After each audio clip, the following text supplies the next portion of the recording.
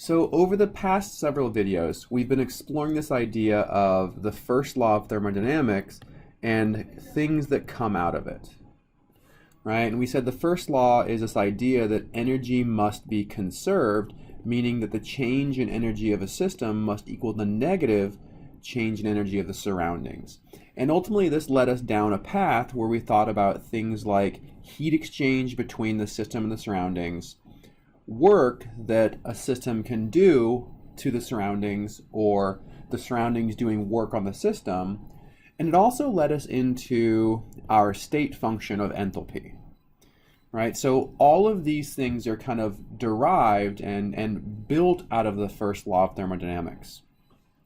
Okay, so let's go ahead and explore the second law now. So the second law of thermo tells us that the universe must expand.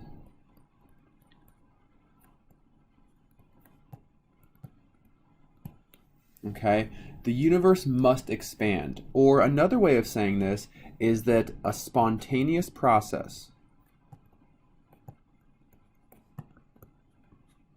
is one in which the disorder of the universe increases.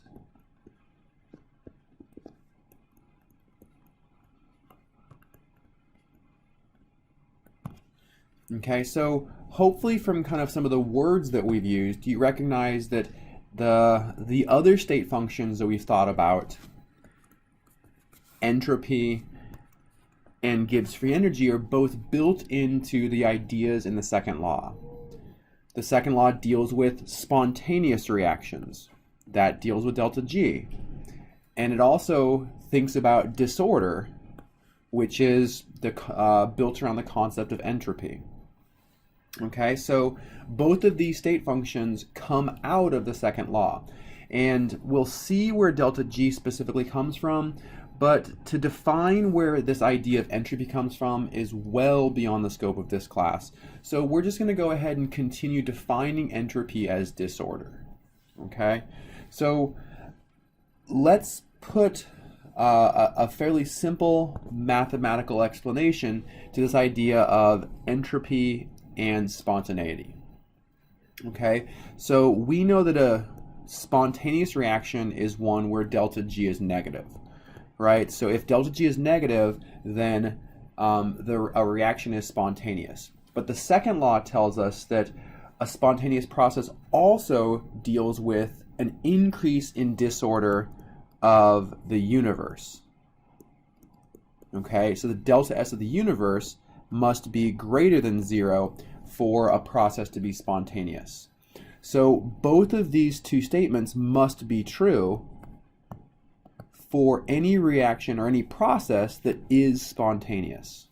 Okay, and if we kind of combine them together, what we're going to end up seeing is that delta G is equal to minus T times delta S of the universe.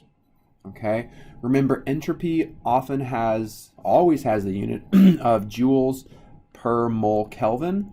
So by itself, entropy is not an energy.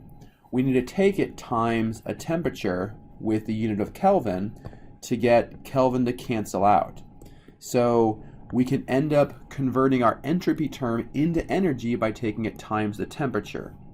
And when we do this, we can make this statement that if the entropy of the universe increases, it corresponds to a negative value for delta G, which is a spontaneous process.